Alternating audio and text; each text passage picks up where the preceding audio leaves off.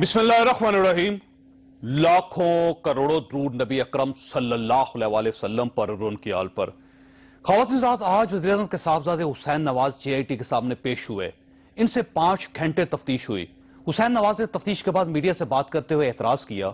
यहाँ पे रोजे के साथ आके यहाँ पे जो है ना बैठने लोगों ने JIT ने लेकिन किया है। JIT को इन्हें इंतजार नहीं करवाना चाहिए था। हुसैन नवाज का यह एतराज दुरुस्त है, लेकिन आज इन्हें यह मालूम हुआ होगा कि इंतजार कितना तौहीन अमेज, कितना इंसल्टिंग होता है। यह इंसान की इज्जत नफ्स को कितना मजरूह करता है। मगर हम जिस मुल्क में रह रहे हैं, इसमें हजारों लाखों लोग रोजाना इस इंसल्ट से गुजरते हैं। आम लोगों के पूरे पूरे खानदान 3-3 नस्लों तक कोर्ट कचहरियों के सामने बैठे रहते हैं। लोगों की नस्लें गल जाती हैं, मगर इन्हें इंसाफ नहीं मिलता। आपको तो फिर भी एयर कंडीशन कमरे में इज्जत के साथ कुर्सी पर बैठाया गया था और आपके लिए एहतियातन एम्बुलेंस भी मंगवा ली गई थी। लेकिन इस मुल्क के लाखों करोड़ों लोगों को अदालतों, कचहरियों और जेलों में पंखे, कुर्सी और चारपाई तक की सहूलत नहीं मिलती।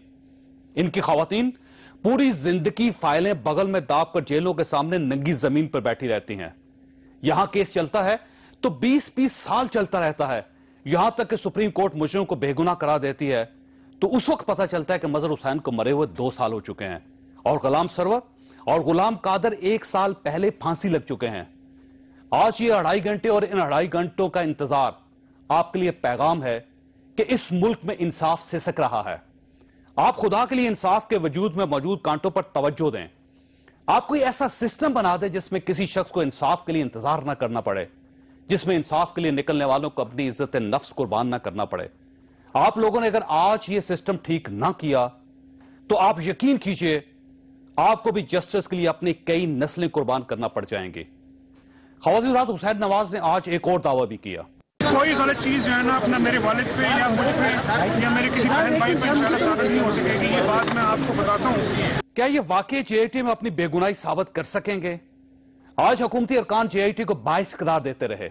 इंसाफ जो है वो होता नजर आना चाहिए। अगर कुछ मेंबरान पर तहफ्फुजात हैं तो मैं समझता हूं कि उन मेंबरान को आज खुद इस बेंच से लैदा हो जाना। कानून से बालातर हरकत हुई थी, उनकी निशानदेही की गई, जिसमें जो तारिक शफी साहब पेश हुए थे, JIT के कुछ मेंबरान थे, वो ये कह रहे थे कि आप यहाँ आए क्यों हैं, आप इस आर में क्यों पाँव रख रहे हैं। कानूनी ज़ाब्ते के मुताबिक ये कोई तरीका नहीं है इन्वेस्टिगेशन का। 12 अगर हमें शिकायत का मौका मिला तो हम जरूर फिर वो भी बात करेंगे। आज JIT पर तहफ्फुजात के बावजूद हुसैन साहब पेश है। JIT जो समन भेजती है वो लीक कहां से होते हैं? जानबूझकर समन्स में ऐसी लैंग्वेज और फिक्रे डाले जाते हैं कि जिससे नून लीग की सियासी पोजीशन जो है वो खराब हो और JIT दिन ब दिन अपना बायस जाहिर कर रही है। ये अपनी आईनी कानूनी हैसियत का गलत इस्तेमाल ना करें। हुकूमत JIT से क्यों मुतमईन नहीं है? आज के दिन PTI के लिए भी मुश्किल था। आज ये भी इलेक्शन कमीशन और सुप्रीम कोर्ट के सवालों का जवाब नहीं दे सके, जिसके बाद हनीफ अब्बासी ने दावा किया। इमरान खान का चेहरा जो है वो काफी हद तक लोगों के सामने बेनकाब हो चुका है। आज फिर इलेक्शन कमीशन के सामने भी भगोड़ा हाजिर नहीं हुआ। अब मुझे उम्मीद है अल्लाह के यहाँ कि सुप्रीम कोर्ट में जब आएगा ये मुझे अल्लाह के यहाँ बड़ी उम्मीद है कि हमारे ऑनरेबल जजेस वो इंशाल्लाह गिरफ्तारी का हुक्म देंगे और वही पुलिस जो बाहर खड़ी होगी वो उसको गिरफ्तार करके लेके जाएगी और इमरान खान खुद भी नाहल होंगे और उनकी पार्टी के ऊपर भी पाबंदी लगेगी। और अपोजिशन ने पार्लियामेंट का बाइकआउट कर दिया। ये कल से पार्लियामेंट हाउस के सामने अवामी पार्लियामेंट लगाएगी। ये सारे इश्यूज हमारे आज के प्रोग्राम का मौजू होंगे। हमारे साथ रहिए।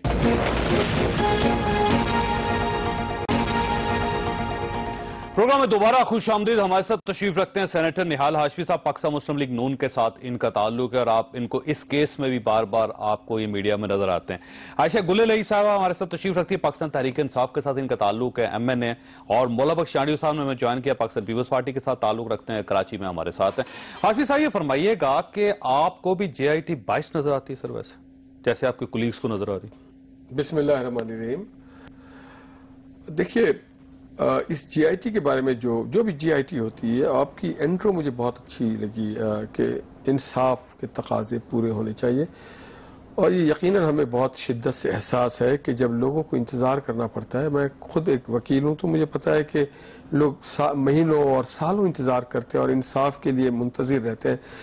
और ये सिर्फ हुकूमत की जिम्मेदारी नहीं होती, इसमें हमारी अदालती निज़ाम में वो जो पेचीदगियाँ हैं, और फिर शायद अदालती निज़ाम में एक तबका ऐसा भी है जो अदालती एहलकार से ज्यादा अपने आप को सरकारी एहलकार समझने लगता है, तो उसके वजह से निजाम में बड़ी खराबी है।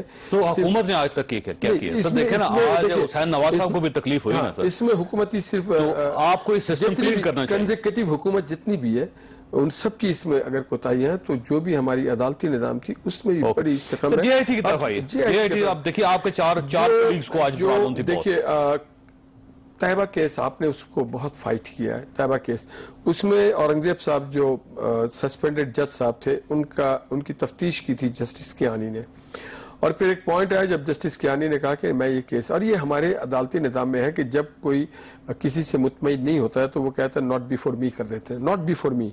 कियानी साहब ने भी ये किया, नॉट बिफोर मी किया। अगर कहीं पे कोई साहिल या कोई भी बंदा जो किसी फोरम पे अपेयर हो रहा है, दिस इज नॉट अदालत, जीआईटी इज नॉट अदालत by the way, it is a forum, और ये कोई तफ्तीशी कोई मैकेनिज्म भी नहीं था, ये एक स्पेशली बनाया गया।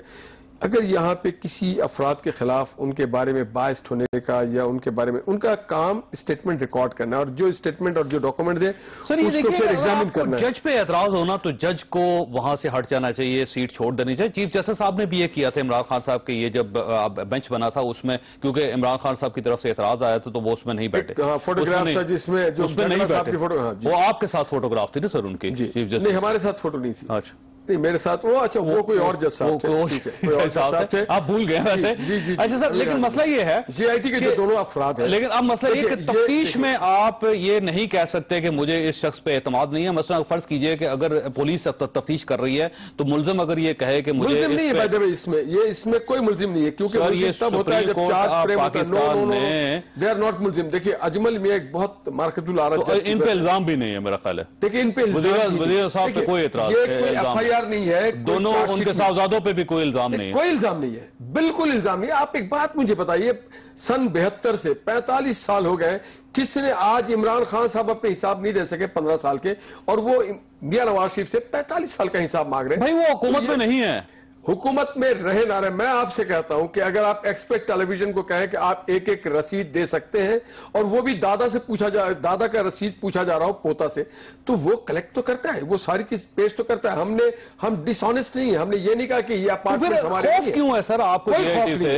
नो वे। आप देखिए ना, चार वुज़रा खड़े होकर ये कहते हैं कि हमें जीआईटी पे इत्मीनान नहीं है, और ये 22 है लोग, आप भी कहते हैं। देखिए एक आदमी मसला क्या है आपके साथ रहा हो, जिसने हुदैबिया केस को गलत तरीके से बनाया हो, जिसका लबुल लहजा और जुबान बेहतर ना हो, देखिए तरीका ये सर, अगर ये आपका आर्गूमेंट मान लिया जाए तो स्टेट बैंक ऑफ पाकिस्तान के और उनकी फैमिली, जो दूसरे साहब हैं, उनकी बेगम किसी और पार्टी के टिकट की उम्मीदवार थी, ये बाकायदा इमरान खान के लिए फंड रेजिंग करते रहे दोनों हजरात। तो सर 7 वुज़रा आज आपके पास है, 7 वुज़रा आज आपके पास हैं जिनका ताल्लुक जनरल परवेज मुशर्रफ के साथ था। 100 MP MNA आपकी पार्टी में है, दानियाल अजीज साहब वो लोग इस तरह से हुदैबिया केस बना करके उसमें बायस नहीं दिखाते। जो पहले आपसे दोस्त होते थे, हमने उन सबको दरगुजर किया। आपने को नेशनल बैंक का प्रेसिडेंट बना दिया, किसी को आपने स्टेट बैंक लगा दिया। तारिक शफी को यह कहे कि आप एफिडेविट वापस ले लें, ये किस कानून के तहत इस तरह के सवाल कर सकते हैं? सारा एहतराम है उनके, आप ये समझते जीआईटी बाइस्ड है? देखिए जब आपने बाइस्डपन, देखिए है या नहीं है, जवाब सीधा दें। बाइस्ड है। दूसरी बात, तो क्यों पेश हो रहे हैं फिर आप? देखिए हम तो आइन और कानून के तहत चलते हैं, हम पेश होंगे, मगर जो खराबी है उसे हम मंजर आम पे लाएंगे, हम दुनिया को बताएंगे कि 45 साल का जो हमसे हिसाब मांगा जा रहा है, दादा का हिसाब दुनिया में कहीं हुआ है? दुनिया में कहीं हुआ है कि किसी सिटिंग प्राइम मिनिस्टर के वालिद का हिसाब? प्राइम मिनिस्टर का नाम कहीं नहीं है। सिर्फ एक तबका है जो इस मुल्क के निजाम को मफलूज करना चाहता है। कौन सा तबका? प्राइम मिनिस्टर को मलाइन करना चाहता है। भाई कौन सा तबका है वो? इमरान खान के साथ जो लोग बैठे हैं और कौन बैठे जो पाकिस्तान जो सी पैक के खिलाफ है। अच्छा सर, ये फरमाइएगा, एक तो ये है कि आप तरक्की नहीं चाहती पाकिस्तान की, और आप लोग सी पैक के भी खिलाफ हैं, इसलिए आप वज़ीर साहब का एहतसाब करवा रहे हैं। 22 लगता है जीआईटी इनको। और दूसरा एक सवाल बड़ा मुख्तसर आपसे कि वज़ीर साहब के साहबजादे आज जीआईटी में पेश हुए, के दूसरी बार पेश हुए, तो इसका मतलब पाकिस्तान तब्दील हो रहा है। अब तो वजीर आज़म का एहतसाब भी शुरू हो गया, उनकी फैमिली का एहतसाब शुरू हो गया, तो ये खुशाइन नहीं है आपके लिए? बिस्मिल्लाहिर्रहमानिर्रहीम। सबसे पहले तो मैं कहूंगी कि वो मुल्जिम ही हैं, क्योंकि जिनके ऊपर इल्जाम लगता है, और सुप्रीम कोर्ट के 2 सीनियर जजेस जब प्राइम मिनिस्टर को कहते हैं कि आप नाअहल हो गए हैं, और 3 जजेस कहते हैं कि आप उनको GIT के हवाले कर दें, तो मेरे ख्याल से वो मुल्जिम ही हैं। हर चीज के ऊपर मिट्टी डालना ये इनकी मेरे ख्याल से एक आदत है। इन्होंने कहा कि 45 साल से दादा वगैरह की जो रसीदें हैं, तो नवाज शरीफ साहब जब फ्लोर ऑफ द हाउस पूरी पार्लियामेंट में और PTV में 2 मरतबा खिताब में उनकी एक बयान होता है कि उसमें कतर का जिक्र तक नहीं होता कि मेरे जो वालिद साहब थे वो कभी कतर गए भी थे, और उसके बाद अचानक कतर का जो है वो इजाफा हो जाता है। अभी दोबारा मेरे ख्याल से भी यहाँ पे टिकट चल रहे थे कि दोबारा कतरी शहजादे को समन जारी कर रहे हैं GIT कि वो पेश हो जाए। तो मैं समझती हूँ कि ये तो इनकी सिर्फ यहाँ वहां करने वाली बात है, और पूरी कौम के सामने कि पनामा के फ्लैट्स जो थे वो इन्होंने छुपाए, मनी लॉन्ड्रिंग की इन्होंने। अच्छा, वैसे एक सवाल ये भी किया जाता है अक्सर कि कल इमरान खान साहब ने एक इंटरव्यू में कहा, कल इमरान खान साहब ने कल एक इंटरव्यू में कहा था, वो आपने देखा होगा, जिसमें उन्होंने कहा कि जमाइमा के बारे में मुझसे पूछा जा रहा है तो 14 साल पुराना रिकॉर्ड मैं कहां से लेके आऊंगा। तो अब इनकी तरफ से ये भी जवाब पेश किया जा रहा है कि आप इनसे 70 साल का रिकॉर्ड मांग रहे हैं। आप ये कह रहे हैं कि ऊंटों पर जा रहे थे उस वक्त, बार बार आप जिक्र करते थे उनका, तो उस वक्त तो आप ऊंट भी गिन रहे थे इनके, और आप ये कह रहे हैं कि दादे का हिसाब हो या पोते का हिसाब हो, वो पूरा रसीदें पेश करनी चाहिए। 7 जमाइमा का रिकॉर्ड आपके पास भी नहीं है, तो दोनों मुझे लगता है फंसते चले जा रहे हैं। एक बात यह है कि इमरान खान और नवाज शरीफ में बड़ा एक अहम फर्क है। वो ये है कि नवाज शरीफ तीसरी मरतबा वजीर आजम, पाकिस्तानी गरीब अवाम की जो टैक्स का खून पसीने का पैसा है उसके ऊपर वो अमीन और सादे उसके ऊपर अमीन रहे। अब इमरान खान जो है वो वजीर आजम नहीं रहा, तो आप दोनों का मवाजना प्लीज ना करें। उनकी प्राइवेट लाइफ थी, इनकी कौमी लाइफ। मुल्ज़म होता है, मुजरम होता है, वो प्राइम मिनिस्टर हो या ना हो, अगर आपने गलती आपने भी की है तो आप पाकिस्तान के कानून के मुताबिक आपको भी सजा मिलेगी, और अगर गलती प्राइम मिनिस्टर ने की है उनको भी उसी कानून के मुताबिक सजा मिलेगी। हम ये तो नहीं कह सकते एक शख्स ने कत्ल किया वो वज़ीर आज़म नहीं था, इसको छोड़ दें, और दूसरे ने कत्ल किया वो वज़ीर आज़म पकड़ लें। मैं तो कहती हूँ कि इमरान खान को भी चाहिए कि वो साबित करें, और नवाज शरीफ को भी चाहिए कि वो साबित करें, दोनों साबित करें। यानी कैरेक्टर जो है वो एक लीडर का इस मुल्क में सबसे अहम होता है। आपका जो कैरेक्टर है वो पूरी कौम के लिए एक रहनुमा है। मैं वापस आऊंगा आपकी तरफ, चांदी साहब की तरफ जाना है मुझे। चांदी साहब से एक सवाल करने थे फिर दोबारा कि हिसाब अगर दोनों का होगा तो हिसाब दोनों का हो रहा है। ये भी मेरे ख्याल से एक क्रेडिट आप इमरान खान को दें कि हुसैन नवाज वज़ीर आज़म का बेटा पहली मरतबा सुप्रीम कोर्ट के सामने पेश हुआ है, तो ये क्रेडिट भी आप PTI को दें। इससे पहले हुक्मरान जो थे वो आपने मजबूर कर दिया, आइन से ऊपर थे। वैसे इसमें कोई शक नहीं, आपने मजबूर कर दिया। चांदी साहब ये फरमाइएगा सर, ये JIT पे एतराज क्यों है हुकूमत को इतना? मैं 2 मिनट आपके हो सकता है ज्यादा ले लूं, क्योंकि मैंने आज सुबह को मुस्लिम लीग के शहजादे को, पाकिस्तान के वजीर आज़म के शहजादों की तरह रहने वाले बेटे को पब्लिक में पुलिस के बीच में धक्के देखते हुए ये करते हुए कोर्ट में आते देखा है। मैं क्योंकि वो इस माहौल में रहने के आदी नहीं है, उनको लोगों से करीब रहने की मेरा ख्याल लोगों में से उनको बदबू आती है, वो करीब नहीं रहते, वो आते ही नहीं, नजर ही नहीं आते, अल्लाह के फजल करम से वो दूर होते हैं कहीं। लेकिन मैं कह रहा था आज जो हो रहा है वो देख लें। जैसे ही पेशी होकर आए उन्होंने चिल्ला चिल्ला के कहा कि मेरी तौहीन हो रही है, मेरी बेइज्जती हो रही है, मुझे इंतजार कराया गया है। फिर उनके वो जो मुशर्रफ ज़दा वजीर और वकील है वो बाहर आए, उन्होंने चिल्लाया, धमकियां दी अदालत को, ये हो जाएगा, अगर नहीं करोगे तो हम यूं करेंगे। मैं खुदा की शान देख रहा था चौधरी साहब, मैं देख रहा था आपने तो बहुत कुछ बोया है, अब वो काटोगे, ये तो एक मंजर है। आप अभी आपको तौहीन लगती है? भुट्टो के लिए क्या किया था तब आपको तौहीन नहीं लगी? भुट्टो जैसा बैनुल-अक़वामी लीडर चिल्ला चिल्ला के कह रहा था कि मेरी तौहीन की जा रही है, मेरे लिए स्पेशली कटहरा बनवाया गया है।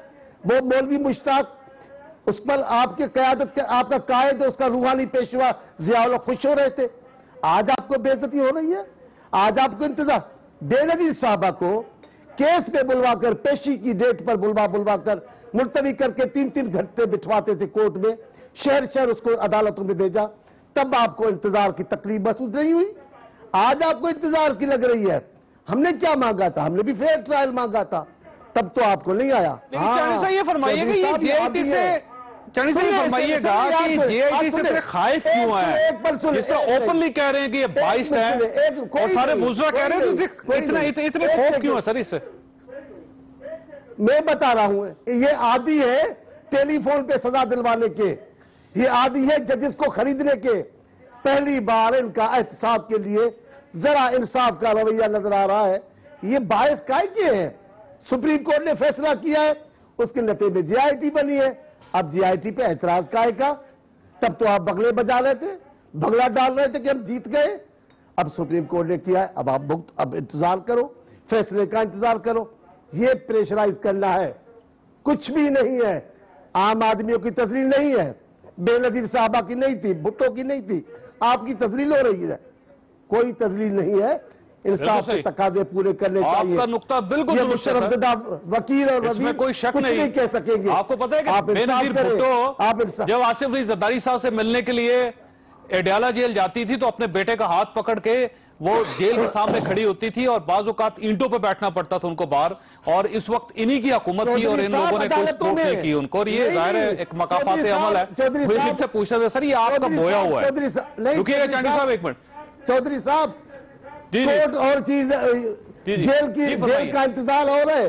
कोर्ट के दरवाजों पर, कोर्ट की पेशियों पर जानबूझ के मुलतवी किया जाता था केस। घंटों घंटों मेरी कायद बैठी रहती थी, बीबी बैठी रहती थी, तब इनको कुछ नहीं हुआ। जब आप टेलीफोन पे बीबी को जलावतन करवा रहे थे, सजाएं दिलवा रहे थे अपने जज साहबान से, तब आपको एतराज नहीं हुआ। आज आपको तकलीफ हो रही है, आज आपको फेयर ट्रायल। ये अल्लाह का फैसला है, ये आपके तकब्बुर की शिकस्त है। ठीक, अभी तो और मंजर देखोगे, आगे आगे देखिए होता है क्या। जीआईटी के लोगों पे इल्जाम डाल दें कि ये हमें एक्सेप्टेबल नहीं है। आपके पास सबूत है नहीं, इनके पास पेश हुसैन नवाज वकील जो है, वकील उनको बाहर जाना पड़ा। जो इन्होंने बोया है यही इन्होंने काटा है। करप्शन नहीं करते तो जेल ना जाते। अब रह गया हुसैन, करप्शन साबित हुई है भाई। सुने तो सही, जहां तक रह गया हुसैन के जेल जाने का, तो हुसैन ने बड़े बहादुरी से और जिगरे के साथ जेल काटा है। अटक जेल में साल भर रहा है और सॉलिटरी कन्फाइनमेंट रहा है 40 दिन तक। हुसैन नवाज शरीफ जो सियासत में नहीं था ना है, हुसैन नवाज शरीफ मुश्किल वक्त वैसे हुसैन नवाज शरीफ ने बुरा वक्त काटा है। हुसैन 12 साल आसिफ अली जरदारी साहब हर किस्म की जेल में रहे भाई। 12 साल 10 साल ने आप 7.5 साल टोटल निकाल लें। और देखिए मैं उस कोर्ट में था जब मियां नवाज शरीफ साहब, मैं वकील था उसमें, मियां नवाज शरीफ की फैमिली पूरी आती थी, उनकी बेगम आती थी, बच्चे आते थे, उनकी वालदा भी गेट मलिक कोर्ट के बाहर खड़ी रही है घंटों रेत में, गर्मी में। तो ये कोई नई बात नहीं है हमारे लिए, हम जेल रेल जाते हैं। हाँ, आपने जो जेल काटा है चांडू साहब, आपकी क़यादत ने, वो इसलिए काटा था कि एसजीएस को टिकने का मसला था, जो सरे महल था उसका मसला था, जो आपके वो जो लॉकेट था उसका मसला था, जो आपने बोया था वो आपने काटा है। हमने तो अल्हम्दुलिल्लाह आमरीत के खिलाफ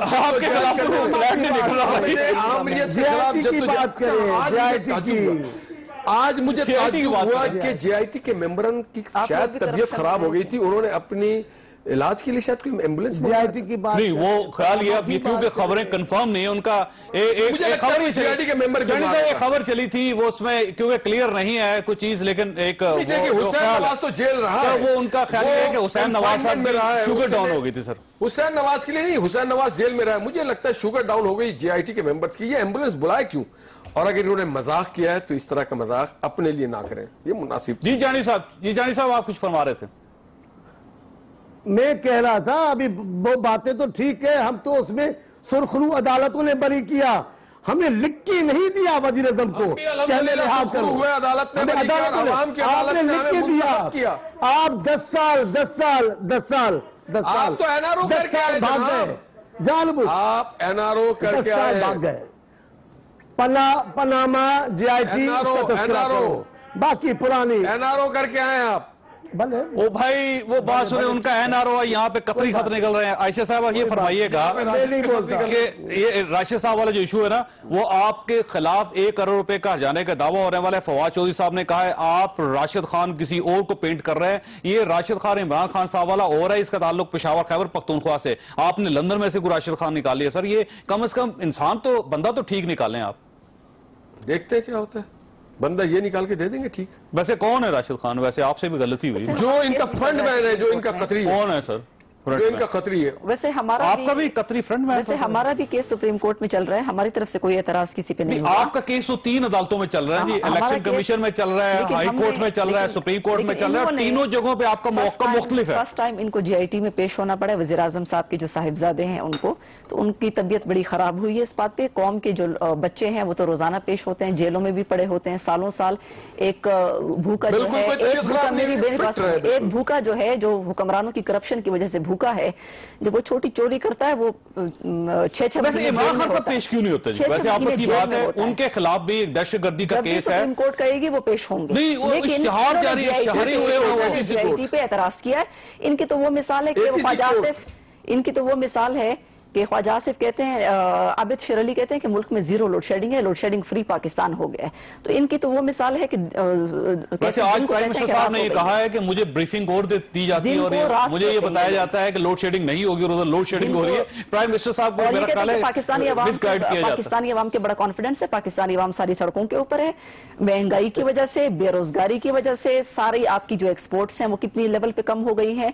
आपकी लोड शेडिंग जो है वो 5वां साल स्टार्ट हो गया आपका, 6 महीनों के दावे। वैसे आपसे एक सवाल यह है कि फरमाइएगा कि इलेक्शन कमीशन में आप वहां से तारीख लेने की कोशिश क्यों करते हैं? आपके वकील हाई कोर्ट में आप छुपने की कोशिश क्यों करते हैं? सुप्रीम कोर्ट ऑफ पाकिस्तान में जो सुप्रीम कोर्ट ऑफ पाकिस्तान आपसे मांग रही है, आप वो सबूत पेश क्यों नहीं करते? वैसे मेरे ख्याल से हमारे वकला इसमें पेश कर रहे हैं, रोजाना उनकी पेशी 3 जगहों पे, एक केस में 3 जगहों पे 3 मुख्तलिफ मौक़िफ़ है। एक तो मौक़िफ़ होना चाहिए कम से कम। हमारे वकला यकीनन जो भी हकीकत होगी वो बयान करेंगे। और इलेक्शन कमीशन वो कहते हैं कि हमने आपकी हदूद क़यूद को हाई कोर्ट में चैलेंज कर रखा है। पाकिस्तानी कौम भी उनसे एक्सपेक्ट यही करती है, हमारे PTI के वकला से, कि वो हकीकत बयान करें, पूरी कौम। और नवाज शरीफ से भी एक्सपेक्ट करती है कि वो भी कौम हकाइक कौम के साथ। ब्रेक लेते हैं, एक छोटी ब्रेक को वापस आते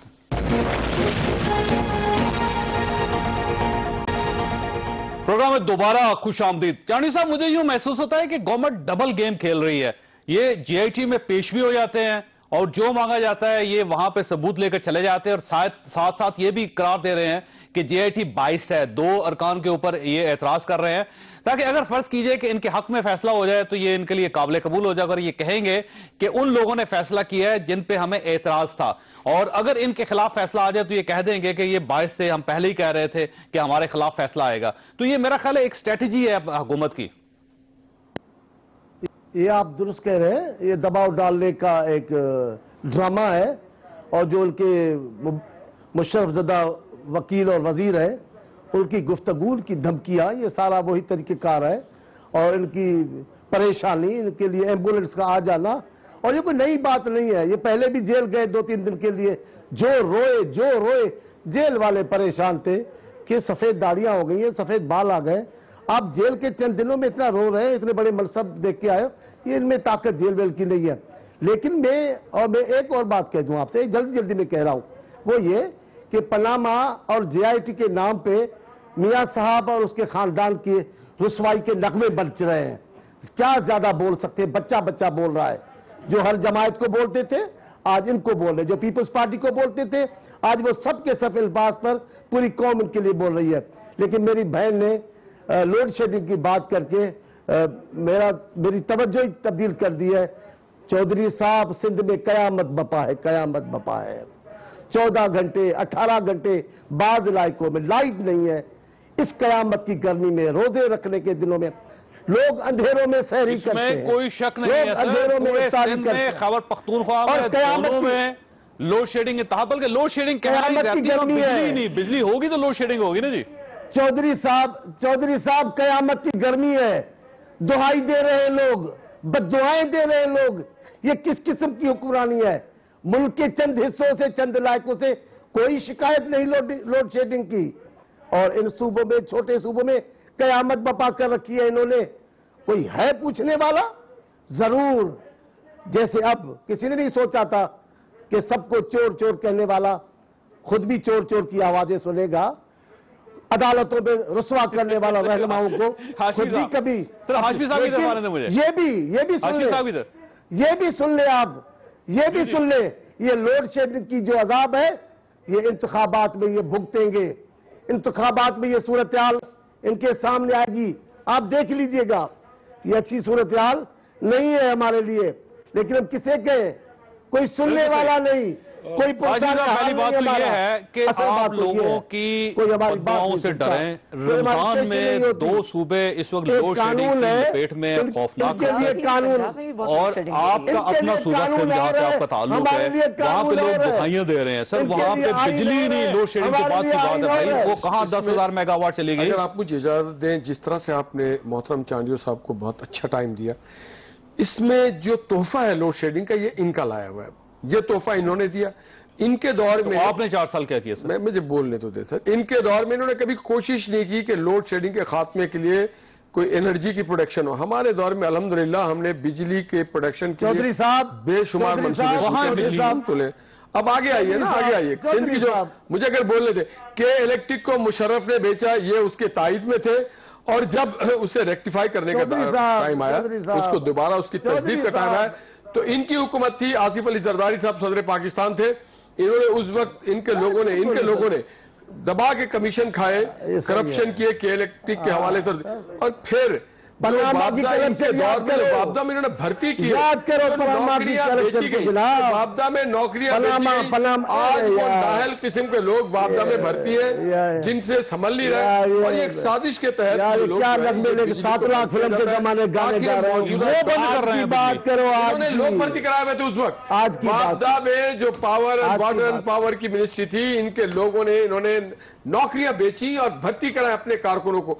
आज उसकी कीमत पाकिस्तान की अवाम अदा कर रही है। भाई मसला ये है कि जो बोया है इन्होंने, आज हम लोग वो काट रहे हैं, मगर हम हो सकता है आपकी बात दुरुस्त हो, लेकिन ये आपके साथ बैठी हुई है, ये जुलूस लेकर गई वापदा के दफ्तर में, इन्होंने वहां धरना मजबूर हो गए लोग के अलावा कोई काम नहीं। काश ये जुलूस लेकर बिजली होगी, उनके पास जाके चोरी कर रहे थे बिजली, उनको जाके धरना देते और जाके कहते भाई आप चोरी ना करें। आसिफ अली जरदारी साहब का इशू नहीं है, ये इमरान खान का इशू नहीं है, अवाम का इशू है। अवाम गर्मी में जुलस रहे हैं, 54 डिग्री टेम्परेचर है सर। अल्लाह ताला का अपना एक निज़ाम है, अगर 54 टेम्परेचर है तो हम तो नहीं लेकर, इस गवर्नमेंट तो बिजली तो देना, बिजली हम दे रहे हैं, मगर जब चोर बैठाए हुए बिजली है जी माजी की हुकूमत में, देखिए, और बिजली आज चोरी की जा रही है, वो चोरी कर रहे हैं।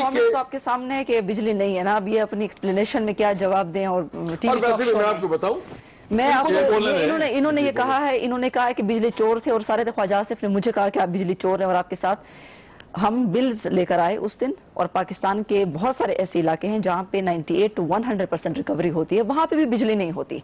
लोगों को मीटर नहीं देते हैं कि ऐसा कि हमारे पास बहाना हो कि मीटर नहीं है तो इसलिए लोड शेडिंग कर रहे हैं, यानी बिजली आपके पास है नहीं, आप बना नहीं सके। 5वां साल आपका है। इससे पहले शहबाज शरीफ पंखा लेकर मीनारे पाकिस्तान पर बैठते थे।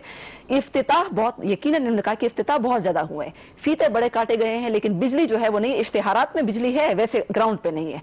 इसकी वजह से छोटे कारखाने सारे बंद हो गए, लोग बेरोजगार हो गए। मैं बड़े कारखानों की बात नहीं कर रही, 10,000 मेगावाट बना रहे हैं, लेकिन वो सिस्टम नहीं मिल रहा जिसमें ये 10,000 मेगावाट डालेंगे। तो मैं इस चीज पे बड़ा सख्त कंडेम करूंगी, इस स्टेटमेंट को, कि इन्होंने कहा है कि लोग बिल नहीं देते तो हम बिजली, आपके पास बिजली है नहीं, लोगों के पास बिल पूरे हैं। लोग इस चीज के ऊपर एहतजाज करेंगे कि जो आप गलत बयानी करें, उनके ऊपर इल्जाम लगा रहे हैं गलत।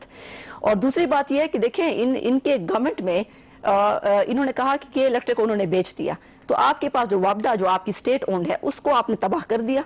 उसको आपने कौन सा ठीक किया? एक डैम आप नहीं बना सके, सड़कों के इफ्तिताह हो रहे हैं। मेरी बात सुनो, डैम आप एक नहीं बना सके, डैम आप एक नहीं बना सके, देखिए डैम आप नहीं बना सके, कर दी है, दीगर बिजली जो है वो आप नहीं दे सके। आप बताए 4 साल में 1 मेगावाट भी इन्होंने इनिशिएट किया, परमिशन हम तो कर रहे हैं, हम कर रहे हैं। और जो बोया था, जो कीकर बो के गए जनाब चांडियो साहब की पार्टी, जो को देखिए, ये सारा लॉस मीटिंग है। इन्होंने 40 जहाज है, इनके दौर में है कि पीआईए को बंद कर दिया जाए। भाई 40 स्टील मिल बंद हो चुकी है। दौर में बंद हुए डॉन लीक्स को आप पढ़ के नहीं आती है ना मोहतरमा, आप जरा पता करें कि स्टील मिल और पीआईए किसके दौर में करप्शन की तरफ गया था। हमने तो अपने एक आदमी भर्ती नहीं करा, खान के साहब ने जहाँ पे 5,000 आदमी भर्ती होने थी, वहाँ पे 22,000 आदमी भर्ती की। तो सर आप पीआईए को हो, स्टील मिल हो, सबको इमरान खान के खाते में डाल दें। चांडियो साहब की बात कर रहा हूं मैं। पीपल्स पार्टी की हुकूमत में रेवड़ी के तरह इन्होंने नौकरी बेची और बांटी। और आज उसका क़यामत हमें भुगतना पड़ रहा है। गाजी कब जान छोड़ेगा, वो उनसे बात करें, वो आपके खाते में डाल देते हैं, आपके खाते में डाल देते हैं। ना हमने कोई भर्ती की, जो है वो ना हमने किसी को निकाला है। छोटा चोर जो है बेचारा जेल में, छोटा चोर। मैं तो कहती हूँ देखिए, बड़ा चोर इमरान खान आजकल साबित हो रहा है। आजकल तो इमरान खान साबित हो रहा है, आजकल पीटीआई वाले साबित हो रहे हैं जो ज़कात फितरात के पैसे खा गए, जो शौकत खान के पैसे आज भी इनके पास 10 साल की कोई मुक्ति है। देखिए, हम कम से कम लंदन में जाके सट्टे नहीं खेलते रहे, पाकिस्तान की बदनामी नहीं करते रहे। आज ये इमरान खान ने वर्ल्ड कप लेके दिया आपको, कौन सा, ये तो यूनुस खान भी लेके जीत के गया भाई, यूनुस खान भी। और फिर जो वर्ल्ड कप उन्होंने जीत के दिया था, नवाज शरीफ ने 2 प्लॉट दिया था, इन्होंने जाके कहा था हमने वर्ल्ड कप जीता है, 2 प्लॉट दे दीजिए, 2 प्लॉट के एवज वर्ल्ड कप को इन्होंने बेच दिया। ब्रेक साहब ने कहा था मेरे पास कोई प्लॉट नहीं है, मुझे ब्रेक लेने दें, लेकिन बात यह है लिए और एक प्लॉट का जैसा प्रोजेक्ट पाकिस्तान में कोई नहीं बना सकता। ये मेडिकल सिटी ओ भाई नहीं यार, उससे कहीं बड़ा है। ओ भाई और शौकत जो है ये मांगे तांगे का ज़कात का है, अपने जेब से बनाया नवाज शरीफ फैमिली ने शरीफ मेडिकल सिटी, इत्तेफाक फाउंडेशन जेब से बनाया है। ये तो ज़कात के दूसरों के फंड से, ये तो दूसरों के जेब से बनाते हैं, हम तो अपनी जेब से लगाते हैं, हक हलाल से लगाते हैं। नवाज शरीफ की इत्तेफाक फाउंडेशन की कमाई हुई हक हलाल की दौलत से। ओके, मुझे ब्रेक लें, इनके पास कुछ छोटी सी ब्रेक हो, ब्रेक में आने के बाद इनके पास।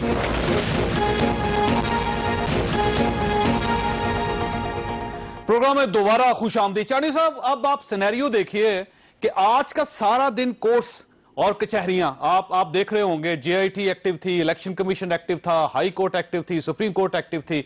दोनों पार्टीज, इमरान खान साहब वो जेआईटी के ऊपर तवज्जो लेके बैठे हुए हैं और इन्होंने पाकिस्तान मुस्लिम लीग नून ने उनको अदालतों में उलझा लिया है।